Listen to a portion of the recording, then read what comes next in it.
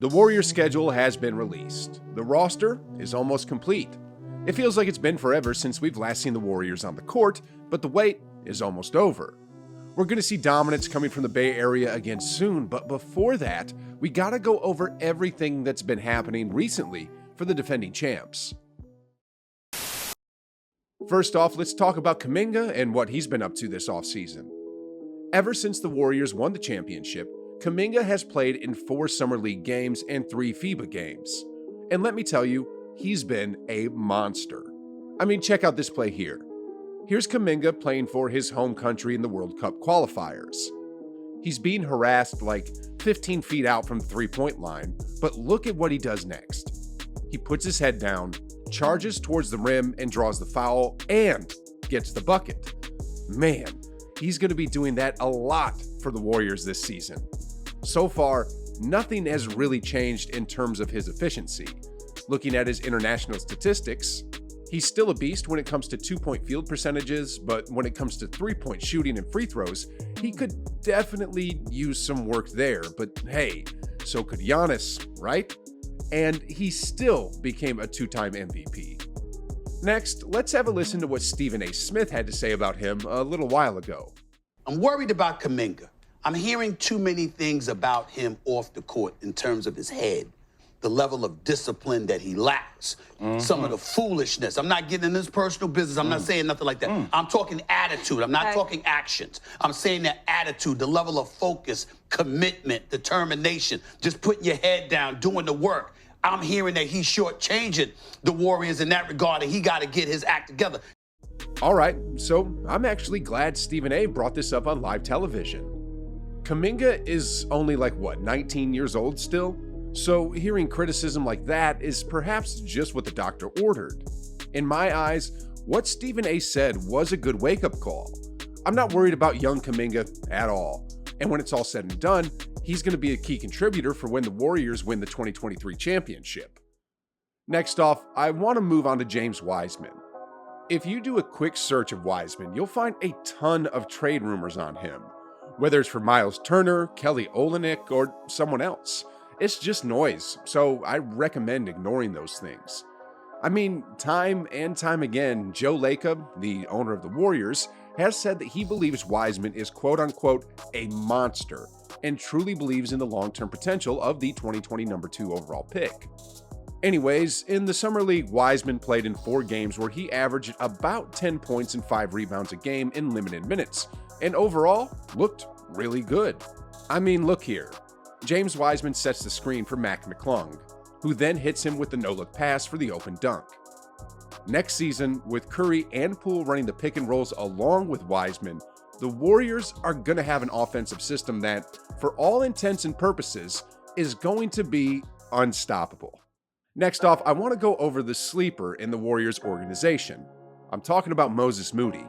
From what I read online, out of the trio of him, Kuminga, and Wiseman, Moody is the most disciplined and focused when it comes to work ethics. They also say he acts like a veteran, which is probably why they called him an old soul. During the summer games, Moody played in just 2 games where he averaged 27.5 points a game, and I wouldn't be surprised at all if we saw a big second-year leap for him. I mean, discipline and focus is what got Jordan Poole to where he is now, and Moody has the exact same blueprint and DNA. Anyways, next off is Patrick Baldwin Jr. So far from what I've seen and heard online, he's healthy and he's been impressing everyone at Chase Center. I can continue giving my opinion on this matter, but I think this take by an anonymous Western Conference executive sums up PBJ and the 2023 season. There's 2 things the Warriors do very well away from the court, something the rest of us have been trying to copy for 8 years now. That is, manage veteran players' bodies and develop young guys. And really, those 2 things go together. They will play Baldwin for a few games in December or whatever, let him get comfortable on an NBA court and see what he can do. Give him some confidence, then pull back. You invent an ankle injury for Draymond, let him get some rest, let Baldwin play a few games, and it works out for everyone. Baldwin was a top 10 type who was in a bad situation last year. That is a prototypical steal. He did not show what he can do, and he is a coach's son. So I think they have the confidence in him between the ears, and it's all about between the ears in these cases. Anyways, next off is Ryan Rollins. Did y'all know that to draft the young guard out of Toledo, the Warriors actually had to pay $2 million to move up 7 spots in the draft? It's clear that the front office sees something in him that the rest of the league doesn't. And on top of that, they also signed him to a 3-year, $4.8 million rookie contract, which means the Warriors are invested in Rollins. For 2023, however, Curry and Poole are occupying the point guard position, so it may be hard for Rollins to find time on the court. In all likeliness, he'll be wearing a Santa Cruz uniform and improving his skill set with Golden State's developmental team, just like how Poole, Kuminga, and Moody did. Moving on here, let's get into some of the veteran news. Just very recently, Draymond Green successfully campaigned to remove the Phoenix Suns owner from the league because of the way he treated people within the organization and the apparent toxicity that stemmed from it. What he hasn't talked about, though, is what he's going to do regarding his contract situation. Well, about that. In a recent interview between Bob Myers and Tim Kawakami of The Athletic, the Warriors GM said, "At some point, decisions are going to have to be made, but as far as his importance to the organization and what he's done, we're going to do everything we can to keep him in the fold." I think with both those guys, Wiggins and Poole and Draymond, the goal, we want all three as long as we can have them. We've had conversations with all three players, their representatives. I'm not going to get into the likelihood or not of any of them getting done, but we know how important they are.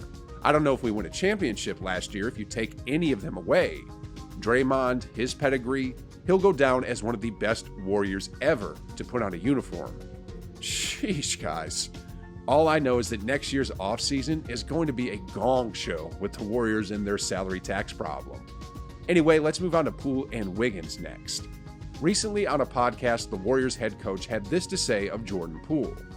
"I don't know if he can do anything more to step up offensively, so the area where he can still improve is at the defensive end. I thought last year in the playoffs when he was fully engaged and really playing with physicality, he showed he can be a legit two-way player, but he knows he hasn't become that consistent. And so, that's the next step for Jordan." As for Wiggins, here's what an anonymous Western Conference executive said of the 2014 number 1 pick.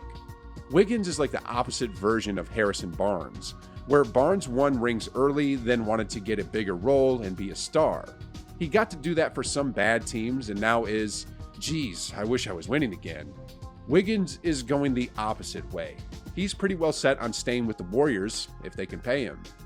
The executive then went on to say that because Poole is still young at 23 years old, he may go on to do what Barnes did and may desire to go to another team for a larger role. Anyway, let's move on to the Splash Brothers now. Steph Curry, for the summer, has just been doing his thing. Golf, graduating from Davidson, showing the young kids how he practices, and he's also been working out with other NBA stars like Trae Young and showing them the difference between padding stats and winning. Klay Thompson, on the other hand, spent a lot of time with Rocco on the ocean and spent a ton of time getting stronger and working on his game. And sheesh, guys, from what I've heard, in a workout he did recently, Klay Thompson only missed 15 shots during a 70-minute workout. Man, with an off-season to get stronger and sharpen his skills and a complete training camp, Klay is going to be reminding everyone really soon of who exactly he is. Anyways, moving on here, there was a lot of uncertainty regarding whether Andre Iguodala would be coming back, but it seems that the Warriors are expecting him to return for another season. He didn't play too much last season due to injuries and the wear and tear of being a 38-year-old in the NBA, but his veteran leadership can't be overlooked.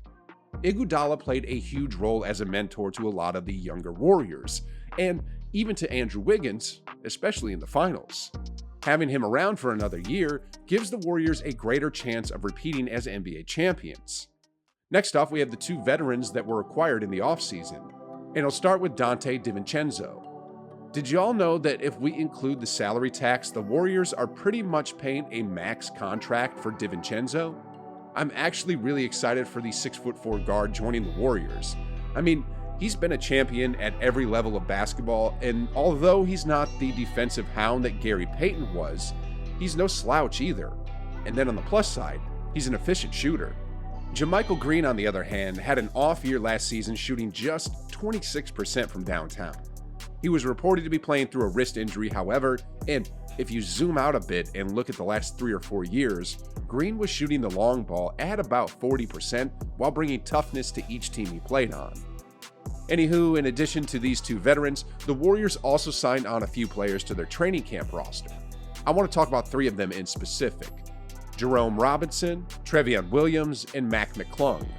These 3 players will be battling it out in training camp for the last spot on the roster, but in the end, if any of these 3 were to get signed, it's probably going to be Williams. It's nothing on Robinson and Mcclung, but the Warriors are filled with guards at the moment. I mean, Curry and Poole are the main guys, then you got Divincenzo and Ryan Rollins.